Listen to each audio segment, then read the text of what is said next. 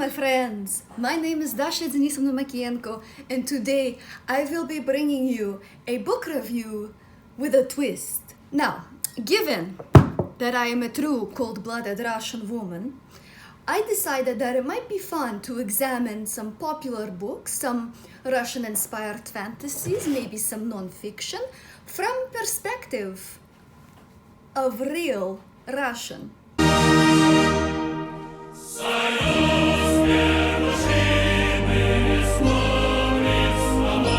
So what we will have for you today is a review of the book Spinning Silver by Naomi Novik, which is a Russian Eastern European inspired fantasy. And then at the end of the review, there will be timestamps below, of course.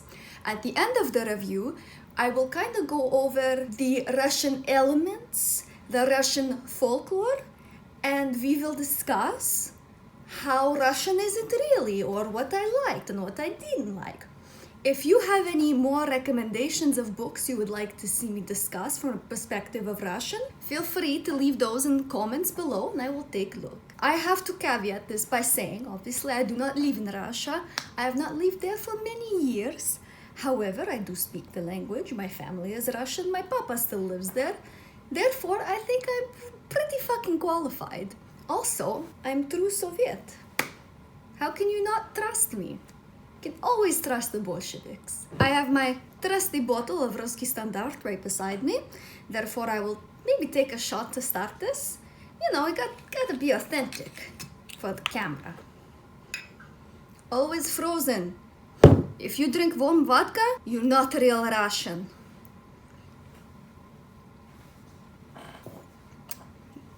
Beautiful.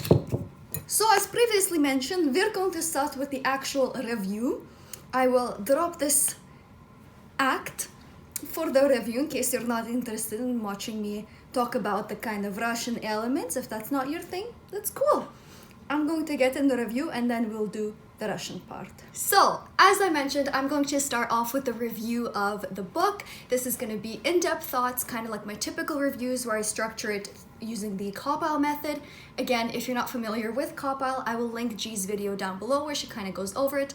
Essentially, it's a rating system based on characters, atmosphere, writing, plot, intrigue, logic, and enjoyment. And it basically is a way to figure out how to rate your books, but I also use it as a way to structure my reviews so that I kind of hit on the major points of most novels. So today we are talking about, like I said, Spinning Silver by Naomi Novik, and this is a very loose, gender-bent Rumpelstiltskin retelling set in this kind of fantasy Eastern European world.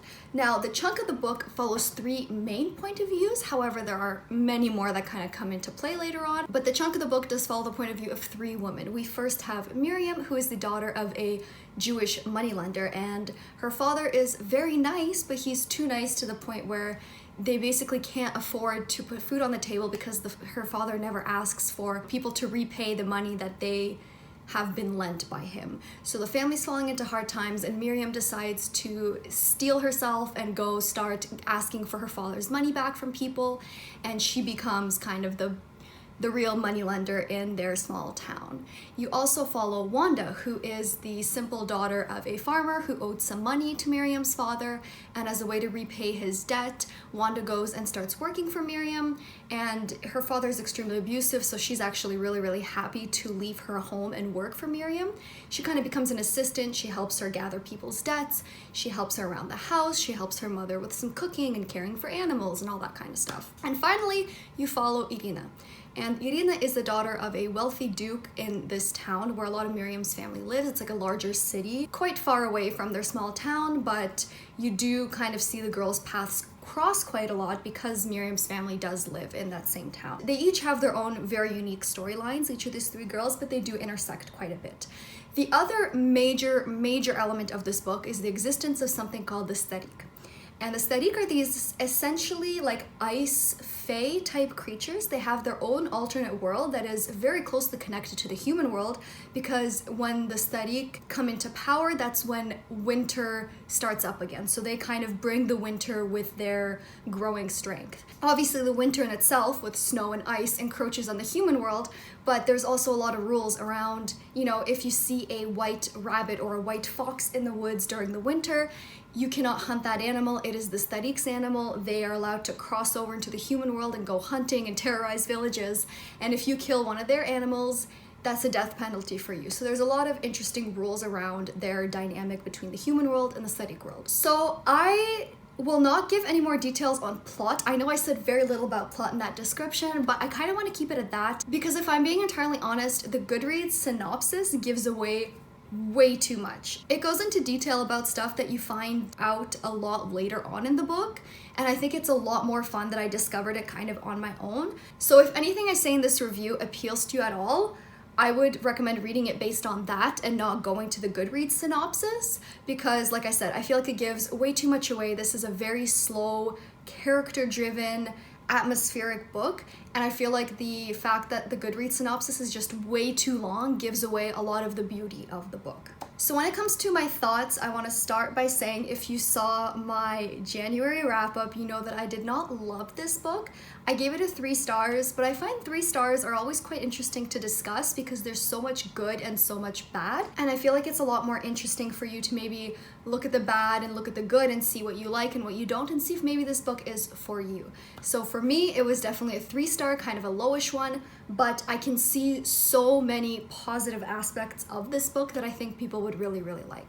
So going off CAWPILE once again, we're going to start with characters and writing because they're very closely intertwined, and I have a lot of thoughts on the characters and the writing. Oh boy. The characters were not for me, but I think that was because of the writing, and the characters were not bad. So I have like a lot of conflicting thoughts, quite frankly. What happened was the writing took on this extremely fairy tale-like tone, and I know I mentioned that when I talk about books quite often, and I want to kind of elaborate on that because I heard Ashley from A Frolic Through Fiction talk about fairy tale writing the other day, and she kind of described it perfectly in a way I couldn't have. She basically said that fairy tale writing seems to be about what happens only. You don't get a lot of reflection from the characters. Characters don't seem to react to things like normal people would. Everything just seems kind of normal and ordinary to the characters, and they kind of just take everything in stride. And I always found that very jarring because I like it when you can see a character's reaction to things. I like, especially when you see, for example, fantastical things or supernatural things happen to a character, I like when you can get their reaction, like, you know, all the stages of like disbelief, you know, thinking the person's crazy or thinking they're crazy, you know, starting to maybe warm up to the idea and then the acceptance. But with fairy tales, everything just kind of happens onto the characters and they just kind of suck it up. And I usually hate that. I feel like it kind of takes me out of the story. And that's exactly what happened here. And I found that it was just kind of very jarring for these things that normally wouldn't happen to people happen to these characters, and it just kept taking me out of the story. Personally, I found that it got very frustrating because I kept wanting them to do something or feel something about what's happening, and I would just get really frustrated when characters would just accept things and then move on like nothing happened. And this is not a case of them being bad characters. I want to very much emphasize that, because these characters were actually very well fleshed out in terms of their personalities and their motivations. In fact, the book was actually surprisingly feminist. The women that you follow are very strong women in an extremely patriarchal world, and they kind of carve out their own path and defy expectations while at the same time remaining traditionally feminine and, you know, keeping up some of their feminine roles while at the same time defying gender expectations. So I thought that that was quite interesting to see that kind of give and take from that aspect. The other thing too is, like, if you actually like these characters, I personally didn't feel a ton of like attachment to them, but this book is very much set up in a way that, because these characters are so complex and well formed, when they have these small victories, these quiet little victories, as I think Elia Brooks called it in her review of this book, which I will also link down below, she basically talks about how the characters have these like quiet victories. They're very small moments that kind of just hit you in the feels if you do care about those characters, and you're like, wow, that character development, like that moment for her, I love that for her. So if you care about the characters, that would be something that you might love. Just personally didn't connect with them. I think it's the writing more than the characters. But yeah, like if you do love them, you're gonna have these beautiful moments connecting with them, and they're like little victories that they have throughout the book, because it's not a very action-based book. It's very heavily atmospheric, very heavily character driven. So there's none of these big battles and decisive victories. It's these small, quiet, personal victories. And I think that's really interesting. I don't see a lot of that in fantasy. I think just, like I said, with the tone of the writing, it didn't quite work for me in this case. Another thing that really bothered me about the writing was the use of point of views and the choices that Novik took with them. So like I said, there are 3 main point of views with the 3 main women of the story. However, you also follow at some point the Tsar of this made-up country. You also follow Wanda's brother, Irina's like handmaid. So there's kind of a few different point of views that bring a new perspective to the story. And while they were all very unique, there was a very weird formatting issue in the book where they did not say whose point of view you were switching into. There was just kind of like a paragraph or chapter divider. And it made for a really frustrating reading experience because you'd be reading, you get to the next point of view and you have to read for context clues, figure out who you're reading from, and then go back and read for the actual like story. And it kind of took me out of the story every single time except for the few times where it was the Tsar's perspective, because he has a very, very distinct voice. And he was actually one of my favorites just because he had a lot more personality to him. With him, you actually got a lot more in his head compared to the other characters who were just recounting what was happening, sort of. And I really enjoyed the Tsar's perspective, but he was like one of the only ones that I kind of enjoyed reading from, and he only had 2 chapters. And then at the same time, you have Wanda's brother's perspective. And then for some reason, and Wanda's brother is a child, and I also think, I might be wrong on this, I haven't seen a lot of people talk about it, but from my perspective when reading this, he seemed to have some kind of developmental disability or learning disability, which made him a little bit, you know, not very good in social situations and not very aware of his surroundings, maybe a little bit slower for his age. For some reason, his point of view was chosen for one of the only 2, like, quote-unquote fight scenes in the book. And it's just very frustrating from a reader's perspective when the person whose eyes you're reading through does not know what's happening either. So you as the reader are confused, the narrator's confused, so it just kind of gets like very frustrating because you don't really know what's happening very well, but you want to figure out what's happening because it seems to be a pretty pivotal scene. It was a pretty big fight scene. Problem is the narrator doesn't know who's fighting, why they're fighting, who they, like what they are, what they're doing, any of that. And it's just so frustrating to read from because the book is extremely slow. So when you do get an action scene, you kind of want to enjoy it and get into it and be like, yes, okay, like something's happening. But it was from the perspective of a child who doesn't know what's happening. It made no sense to me. I don't know. Maybe there was a creative reason for it that I don't understand, but to me it made no sense. I want to briefly touch on the atmosphere, which was incredible. I have no bad things to say about the atmosphere. It was like wintry, snowy, small town. You can like imagine the Troika gliding through the snow in the winter forest when you're reading this book. It's all cold but cozy at the same time. Like, I have no complaints. Even the vibes in like the big city that it's set in sometimes, just fantastic. Like, I felt all of it. I was there. It took me there. I read it in January, so obviously it was also the perfect time of the year to read it, but it just worked so well for me. So I have no complaints about the atmosphere. If you are an atmosphere and aesthetics-driven reader, this might work for you too. So another thing I want to touch on, which is one aspect of CAWPILE, is logic. So when it comes to the logic part of CAWPILE, it usually relates to things like world building and magic systems, you know, that kind of stuff. And for me, I really was thinking about literal logic in this book because do you ever read something and wonder if you're just stupid or if the book's just not explaining things well? Because that was me the whole time, man.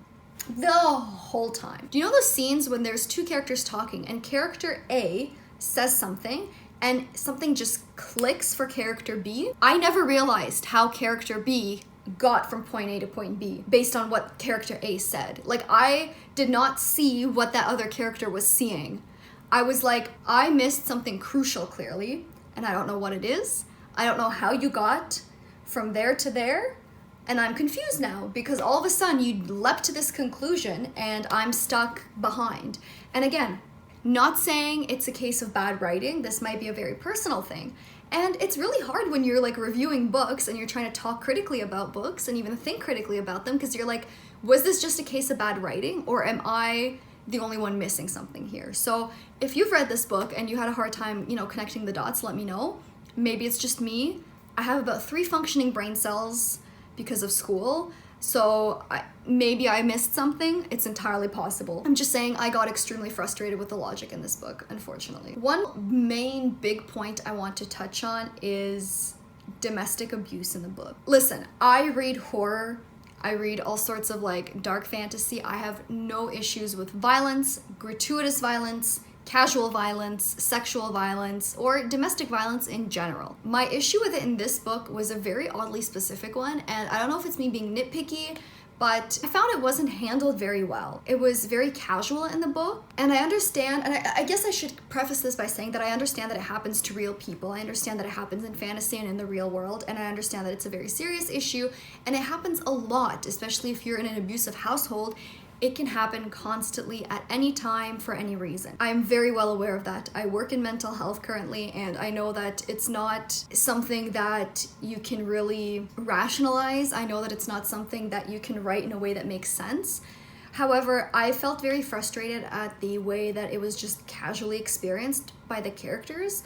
I felt that the way it was just casually mentioned, the way that the characters seemed to have no effects from it, and the way that it was just casually like sprinkled in the book really took me out of the story. And I know that because of the kind of fairy tale aspect of it, maybe the point was not to explore characters' feelings about the violence that was imposed on them, but it doesn't necessarily sit right with me when these characters are just dealing with all these horrific things and their character development doesn't involve it at all. I don't know, maybe I'm looking at it completely wrong. I just felt like it was very jarring to read about in this situation. I felt like it wasn't handled very well, and like I said, because of how often it happened and how casually it was mentioned by children, by adults, how casually it was done onto children and adults, and none of them seemed to face any kind of psychological or physical or physiological consequences from it, just felt a little jarring to me. So last thing I want to talk about are the themes in this book. I always talk about this in my reviews. I love trying to pick out themes and discussions that the author tries to have in the book, and this one had some really interesting stuff. Obviously, extremely complex family dynamics, feminism as well, like I mentioned previously, but also anti-Semitism. Miriam is a Jewish woman, and her family faces a ton of discrimination. It's always an interesting discussion because I feel like it's not touched on a lot in books.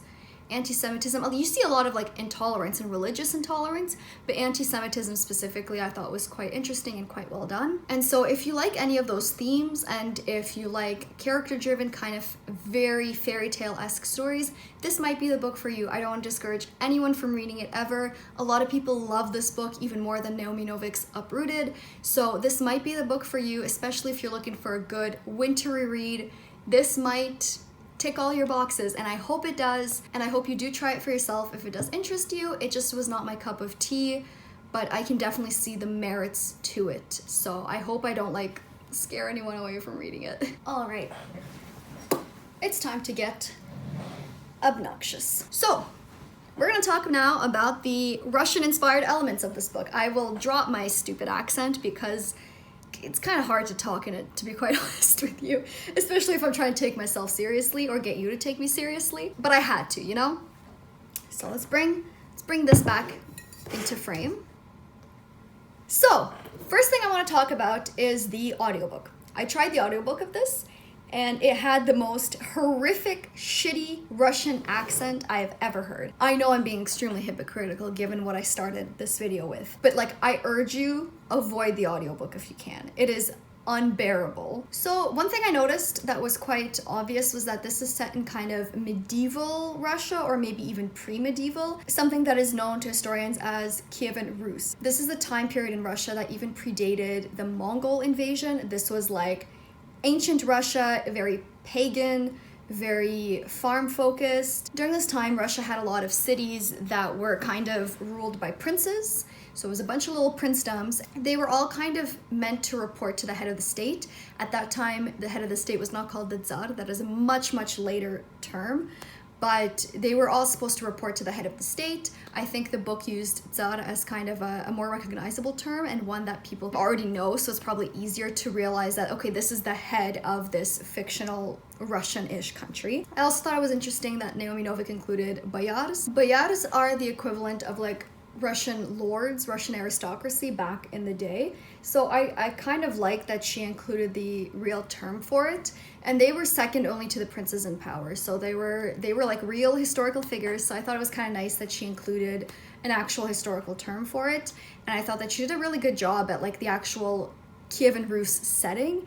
In this book, it felt pretty authentic to me. You know, there was a big focus on religion, but it was also a bit of a clash of religions with, you know, Miriam's family being Jewish. There was Jewish quarters in the city. I thought that was really, really well done. And I'm going to touch on the kind of whole anti-Semitic sentiment a little bit later. I really quickly want to touch on names. When I read anything Russian-inspired written by a non-Russian author, I am like paranoid that they're gonna fuck up the names. And I'm sure if you're from any culture that often gets borrowed by people not from that culture, you will also probably feel this. But it's so easy to fuck up names, and names have such a deep significance in all cultures, right? They are our identity, and Russians take names as seriously as most other cultures do, and it's so easy to fuck them up. Case in point, Sharon Bomai Bardugo, it's not Alina Starkov. She would be Starkova. There is an A. Russian names are gendered. So it would not be Alina Starkov. It'd be Starkova. I will never stop being salty about this. I found that there was clearly some kind of effort put into this, which I really appreciated. Novik uses correct Russian naming, I don't want to say techniques, but like just naming canon. For example, Irina's nurse calls her Irinushka, which made me so happy. So Russians have a habit of cutesifying names, if that makes sense. For example, a stol would be a stolik. It's like cute, you know? A belka, which is a squirrel, would be belочка. It's like a small, cute squirrel. My name, Dasha. My family calls me Dashunya, Dashinka. It's like just a cutesy way of saying something that you're affectionate towards. So for Irina's nurse, who's known her since she was a baby, to call her Irinushka was just so sweet to me. I thought it was a really, really nice touch. It just made me feel very cozy because that's how Russians that are familiar with one another talk to one another. So I just thought that was really, really nice. I do have a couple of like weird things. For example, Wanda. Wanda's a very traditional Polish name, and I get that this was supposed to be kind of like Eastern European inspired, and back in Kievan Rus obviously there was no divisions of countries, but I'm just petty. I don't know. I was like, you can't decide if you're like Eastern European or Russian, even though most of it was borrowed from Russian culture. So I was like, come on, make up your mind. Super minor. The other thing that made me laugh was the use of the name Starik. So the Starik, as I said earlier, are these kind of ice fae creatures. The problem is there's supposed to be this whole race of fae, but Starik in Russian means old man. It literally means old man. So I'm like, you want me to believe these like super tough, dangerous ice fae carry the name old fuck, basically. I thought that was so funny. I could not. It took me out of it every single time. I don't know now. I'm sorry if you're gonna read this book now and you're not gonna be able to like unhear that, but that's what starik means, and it's just so fucking funny to me that of all things, that's what she decided to name her terrifying, scary, powerful ice fairies. Old man. The other thing about the starik, like, I guess if you want to look deeper into Russian folklore, for example, I know a lot of people are familiar with Baba Yaga, this old witchy lady who lives in the forest on her wooden house, on chicken legs, you know, all that fun stuff. And she's often portrayed as an old woman. A lot of Russian folk spirits are portrayed as like old men or women.